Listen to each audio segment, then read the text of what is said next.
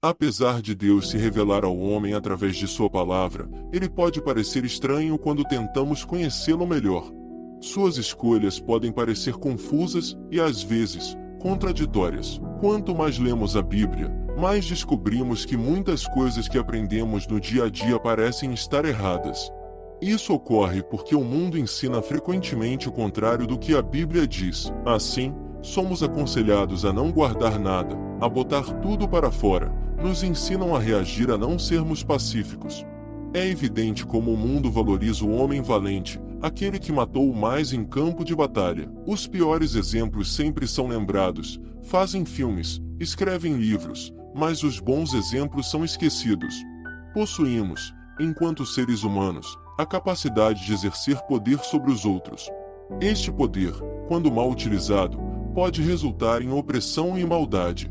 Infelizmente, muitos optam por este caminho, contribuindo para a propagação do mal pelo mundo. No entanto, é importante lembrar que, apesar da presença do mal, Deus não se afastou completamente do mundo. Ele está presente, observando todas as ações e eventos que ocorrem. Sua intervenção, embora possa parecer sutil e às vezes até imperceptível para nós, é constante. Ele age de maneiras que nem sempre conseguimos compreender ou perceber. Deve-se lembrar que a punição para o mal, embora possa não ser imediata ou evidente nesta vida, é inevitável. Se não for totalmente aplicada nesta existência, certamente será na eternidade. Esta é uma crença que nos lembra da importância de sermos justos e da responsabilidade por nossas ações. Portanto, mesmo diante da capacidade de causar dor e sofrimento, devemos escolher o caminho da bondade e da compaixão, contribuindo para um mundo melhor, ao invés de perpetuar o ciclo de maldade. Deus, em sua sabedoria, nos ensina uma lição que pode parecer contraintuitiva. Em vez de aspirarmos a ser um leão, devemos buscar ser uma ovelha. Jesus, sendo a revelação de Deus aos homens, não veio como o guerreiro que muitos esperavam para libertar Israel dos romanos. Em vez disso, ele veio como um cordeiro. Isso levanta a questão: como um cordeiro pode libertar um povo da opressão estrangeira? Ele mesmo declarou que não veio para ser servido, mas para servir. Mas sendo Deus, como se fez servo? Ele ensinava que quem almeja ser o maior, que seja o menor, e seja o servo de todos. Marcos 9:35. Realmente, Jesus ensinava coisas que surpreendiam os judeus e todos os que o escutavam. Por essa razão, muitos judeus não o aceitaram como o Messias. Em Provérbios 16:32 diz: melhor é o longânimo do que o valente, e o que governa o seu espírito, do que o que toma uma cidade. Isso nos leva a refletir sobre o valor da paciência e do autocontrole, em relação ao poder e à conquista. As Escrituras também nos lembram que Deus espera obediência, mas nem sempre vemos os justos recompensados e os ímpios punidos. O sábio Salomão observou que há justos a quem sucede segundo as obras dos ímpios, e há ímpios que sucede segundo as obras dos justos. Eclesiastes 8:14. O salmista Asaf, no Salmo 73, narra sua crise de fé ao ver os ímpios prosperarem e os justos sofrerem. Quanto a mim, os meus pés quase que se desviaram, pouco faltou para que escorregassem os meus passos. Pois eu tinha inveja dos soberbos, ao ver a prosperidade dos ímpios. Porque não há apertos na sua morte, mas firme está a sua força. Não se acham em trabalhos como outra gente, nem são afligidos como outros homens. Pelo que a soberbos cerca como um colar, vestem-se de violência como de um adorno. Os olhos deles estão inchados de gordura, superabundam as imaginações do seu coração. São corrompidos e tratam maliciosamente de opressão, falam arrogantemente, erguem a sua boca contra os céus, e a sua língua percorre a terra. Pelo que o seu povo volta aqui, e águas de copo cheio se lhes espremem. E dizem: como sabe Deus? Ou, há conhecimento no Altíssimo?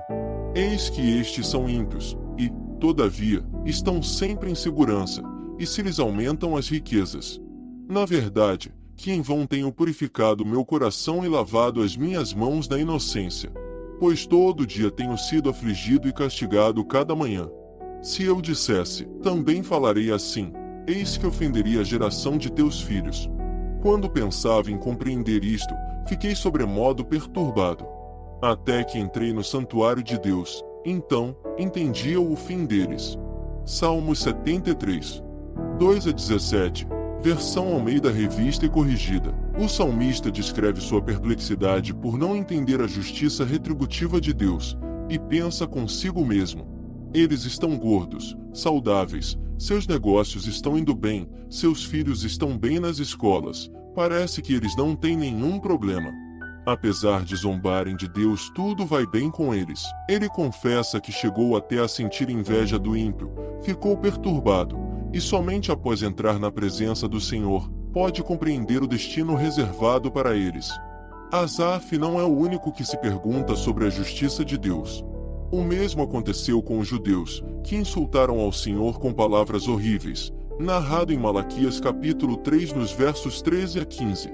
Vocês falaram coisas terríveis contra mim, diz o Senhor. Mas vocês perguntam: o que falamos contra ti? Vocês disseram: de que adianta servir a Deus? Que vantagem temos em obedecer às suas ordens ou chorar por nossos pecados diante do Senhor dos Exércitos? De agora em diante, chamaremos de abençoados os arrogantes. Pois os que praticam maldades enriquecem, e os que provocam a ira de Deus nenhum mal sofrem. Nova versão transformadora. Eles estão dizendo que não veem nenhum benefício em servir a Deus. Obedecem aos seus preceitos, e não recebem nenhuma bênção por isso. Além do mais, eles estão sofrendo, enquanto os maus prosperam. Embora muitas vezes não consigamos ver como Deus pune os maus e recompensa os bons, acredito que Deus, de alguma forma, exerce sua justiça neste mundo injusto, mesmo que não possamos perceber. O homem natural não compreende as coisas do Espírito de Deus, porque lhe parecem loucuras e não pode entendê-las, porque elas se discernem espiritualmente. 1 Coríntios 2,14. Neste versículo, o apóstolo Paulo nos dá uma explicação muito clara sobre o motivo de termos essa dificuldade de conhecer a Deus, pois somos carne e toda nossa percepção do mundo é material, nossas escolhas são firmadas naquilo que vemos e sentimos. Queremos solução para aqui e agora. Para conhecermos a Deus, precisamos deixar a carne, a matéria, e entrar no mundo espiritual. Essa é uma das razões pelas quais o mundo nos mostra tudo ao contrário do que o Senhor nos revela. A outra é mais óbvia, pois em 1 João 5,19 está escrito: sabemos que somos de Deus e que todo o mundo está no maligno. Também existe o fato de que o Senhor às vezes parece se ocultar, conforme afirma Isaías 45,15. Realmente tu és o Deus que se esconde. Por isso, as pessoas perversas praticam o mal porque não veem Deus, e seu juízo não vem logo sobre a obra má. Eclesiastes 8,11. A despeito de tudo que foi dito, não podemos descartar o fato de sermos a imagem e semelhança de Deus, e que na criação do homem, o Senhor soprou em suas narinas o fôlego da vida. Assim, todo ser humano tem uma partícula de Deus. Temos algo em comum com Deus, e isso deve nos ajudar a conhecê-lo. Porém, depois da queda, o homem passou a conhecer o bem e o mal, e esse saber não depende da cultura, da educação ou do meio em que o homem vive. Ele é universal, é inato, pois faz parte da natureza humana. Ele não se ensina, pois já está gravado no coração do homem. Ele é a lei de Deus escrita na consciência do homem, que o acusa ou o defende, conforme ele obedece ou desobedece a essa lei. Isso me faz lembrar de Enoque, Noé, Jó e outros homens que, em sua época, não tinham nada escrito sobre Deus, mas sabiam perfeitamente a diferença entre o certo e o errado. Eles escolheram fazer o bem, resistindo ao mal que a sociedade lhes impunha, e assim tiveram uma profunda experiência com Deus. Noé, por exemplo, viveu 950 anos e só ouviu a voz do Senhor quando tinha 500 anos. Gênesis 5:32-6:13. A Bíblia narra que, em sua época, a perversidade do homem tinha aumentado na terra, e que toda a inclinação dos pensamentos do seu coração era sempre somente para o mal. Gênesis 6:5. Porém, apesar de toda a maldade que havia em sua época, a Bíblia relata que Noé era homem justo, íntegro entre o povo da sua época, ele andava com Deus. Gênesis 6:9. Portanto, Diante da busca do conhecimento divino, reconhecemos que nossa compreensão de Deus é limitada, e nunca vamos conhecê-lo plenamente, já que Deus é insondável. Quanto mais nos esforçamos a escolher o bem, fazer o certo, enfim, viver conforme os ensinamentos de Deus que, como foi dito antes, está gravado no coração do homem, não apenas nos aproximamos do Senhor, mas também adentramos em um caminho de constante descoberta de sua natureza, pois quanto mais nos aproximamos de Deus, mais ele se revela a nós. Contudo, a busca pelo entendimento de Deus não é apenas um ato de aproximação, mas também uma jornada de enriquecimento espiritual contínuo. Pois descobrimos que quanto mais conhecemos Deus, mais o amamos.